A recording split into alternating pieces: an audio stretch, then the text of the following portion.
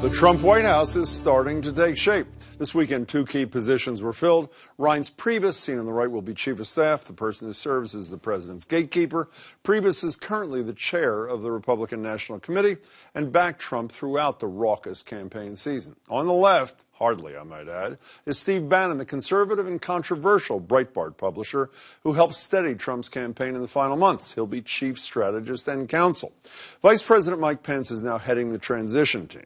This morning, he outlined the credentials the administration is seeking for key appointments.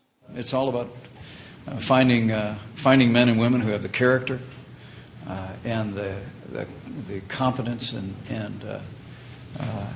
the ability to really implement the vision that Donald Trump has expressed.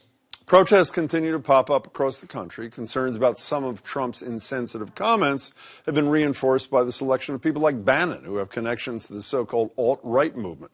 Last night, a more subdued and even-tempered Trump went on 60 Minutes and spoke directly to some of his supporters accused of threatening people who feel scared and alienated by the election's outcome. Do you want to say anything to those people? I would say don't do it. That's terrible, because I'm going to bring this country together. They're harassing Latinos, Muslims. I am so saddened to hear that, and I say stop it if it helps. I will say this, and I'll say it right to the camera, stop it. 6 days and counting. Here to help sort out where things stand are Sarah Isgur Flores, a former deputy communications director for the RNC, worked on behalf of Ted Cruz and Carly Fiorina. Nice to see you again. And Robert Hedlund, the mayor of Weymouth and a Trump supporter. Mayor Hedlund, it's good to see you too. Let me start with you, Sarah. Hillary Clinton and Barack Obama said, give this guy a chance. Give him a chance. He picks a guy to head the transition at the EPA who's a climate change skeptic. He picks Bannon for one of the two most important positions, who even some Republicans say is a racist, an anti-Semite. Does he deserve a chance after these kinds of early appointments? Yes, I mean, Democrats didn't even give him an hour's worth of chance before they started protesting and talking about the popular vote, which is an incredibly silly argument considering how our elections are decided. I've worked for Reince Priebus. And I can tell you that he is a good manager. He is someone who I think a lot of people across the country could actually... No one's criticizing Priebus. It's the other guy they're talking about. I don't think that that's true. I mean, that's great if all the protesters want to, wave to Reince Priebus, but I haven't seen that either. I'm not talking about... John Weaver, who worked for Kasich and McCain, tweeted, the racist, fascist, extreme right is represented footsteps from the Oval Office. That's John Weaver. That's not some left-wing Democrat. Fair. And let me offer a suggestion to those who want to see some change, either in the next election or in this presidency. Saying someone who you disagree with and calling them names isn't going to get the result you want. Bannon, who I don't know personally, served in the Navy. He went to Harvard Business School just up the road that's here. Plenty. Well, that's fine. Express your opinion on what he does, on his ideas. Name-calling is what's gotten a lot of Democrats into this mess to begin with. Well, what he did was calls names. He appointed these people. Are you comfortable with, you're a Trump supporter, are you comfortable with these appointments early on? I mean, it's the face of the administration very early on. I'm never comfortable in my lifetime with appointments made by every president or president-elect that I've seen. How about these appointments? Including Republicans who I've supported. How about Bannon? No, I think you have to step back, and I think you got to see what happens in its totality and make some kind of judgment then and give the team a chance. I just hope he doesn't go for the same old establishment Republicans that are going to capture Donald Trump. I think he has a mandate from the outsiders, both outside Republican mainstream, Democrat mainstream. Yes, we want to bring people together, but I think he needs to bring some radical change to Washington. Well, you say give him you're a not chance. going to do it if he's captured. And I think you got to look at all his appointments in his totality. Well, virtually the only thing Leslie Stoll asked a follow-up question to last night was about you're against lobbyists, you want to drain the swamp, right. And all these lobbyists are in your transition committee. And his response, which I thought was quite weak, well, that's all there is here, so we got to have them, and then we'll get rid of them, or whatever. I mean, that's got to trouble somebody like you, yes? If he can steer the ship, and they carry out his vision, his mandates, his directives, fine. But if he's captured, then we have a big problem. How about this? I thought when he faced the screen, it was actually a good moment on the whole issue of people, whether it's Muslims, people of color, that sort of stuff. And CBS sat on it for 3 days. Is that, what do you mean they sat on it? That was a pre-taped interview. That's it, yeah. They could have shown it 3 days ago to show the protesters, and they chose not to. David Gergen, who served Republican and Democratic presidents, has said on CNN he should give a speech. let that be his first speech where he reaches out, understands, even if he thinks it's inappropriate, that they're scared, they shouldn't be, that he understands that there is some fear of some things he may do, of some of his supporters. Should that be his first speech?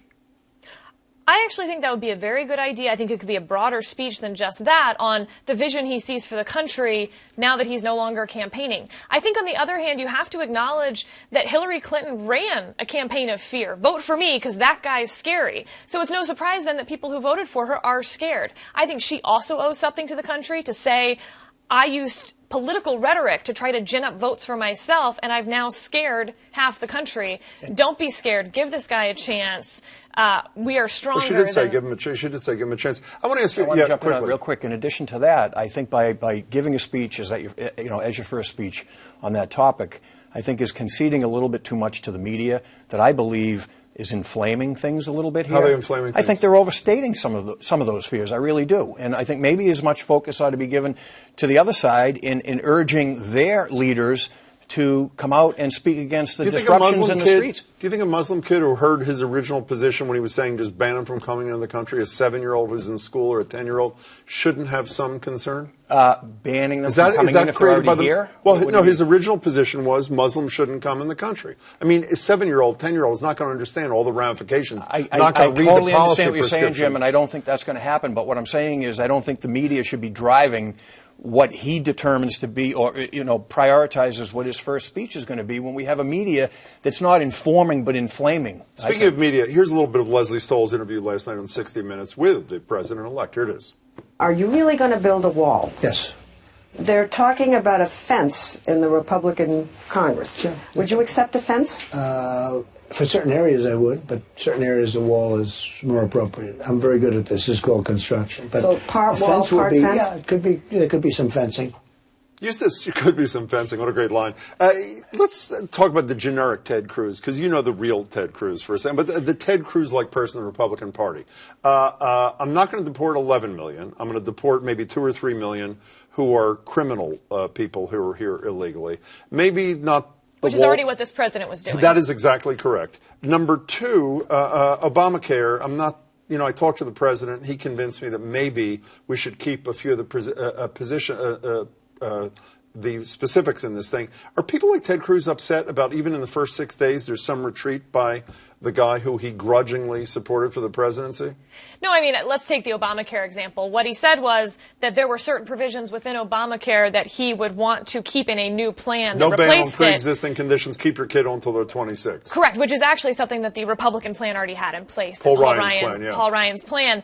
I think most Republicans would say that our health care system before Obamacare was broken, that this wasn't the solution, and that Republicans have a solution to fix health care, allow interstate plans, catastrophic plans, instead of this, if you like your plan, you can keep it, except we take it away, that we need to go back to some of those aspects while keeping the pre-existing conditions are a great example. So the Trump evolution is okay, you think, with some of the hardcore conservatives? I don't think it was an evolution, on Obamacare specifically. Well, on deportation it is. Even if he's emulating Barack Obama, the deportation thing is an evolution, is it not?